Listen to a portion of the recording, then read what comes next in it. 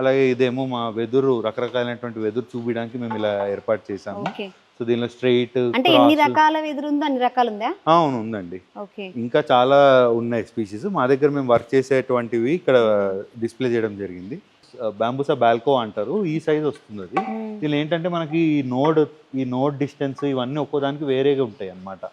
Node to node distance, thickness ఇదే జాతిని మనకి నిర్ధారించుకోవడానికి ఏంటంటే ఈ నోడ్ టు నోడ్ డిస్టెన్స్, ఈ ఇన్నర్ వాల్ థిక్నెస్, ఈ వాల్ థిక్నెస్ ఇవన్నీ మనకి ఇది ఏ జాతికి చెందిన అనేది తెలుసుకోవడానికి దోహదపడతాయి. ఇన్ని రకాల వెదురు చూపించారండి. ఇది ఫార్మర్స్ దగ్గర నుంచి తీసుకొస్తారా? ఎట్లా అసలు దీని ప్రాసెస్ అనేది? యాక్చువల్లీ ఇప్పుడు తెలంగాణలో కూడా మనకి చాలా గవర్నమెంట్ సపోర్ట్ వల్ల చాలా మంది వెదురు సాగు అనేది చేస్తున్నారు. దీనిలో మెచ్యూర్డ్ వెదురు ఉంటుంది. అది 4 ఏళ్ళు 5 ఏళ్ళు అయిన తర్వాతే మనం హార్వెస్ట్ చేయడం అనేది జరుగుతుంది. సో అంత ఏజ్ ఉన్న మెటీరియల్, అంత మెచ్యూర్ అయిన మెటీరియల్ అయితేనే మన కన్స్ట్రక్షన్కి వర్కౌట్ అవుతుంది. సో ఇక్కడ రకరకాలైనటువంటి ఫార్మర్స్ దగ్గర నుంచి కూడా మేము మెటీరియల్ అనేది తెచ్చుకోవడం జరుగుతుంది. అలాగే ఇది అడవుల్లో కూడా దొరుకుతుంది. ఇప్పుడు ఇండివిజువల్ ఫార్మర్స్ వేసుకొని కమర్షియల్ క్రాప్గా తయారు చేస్తున్నారు దీన్ని.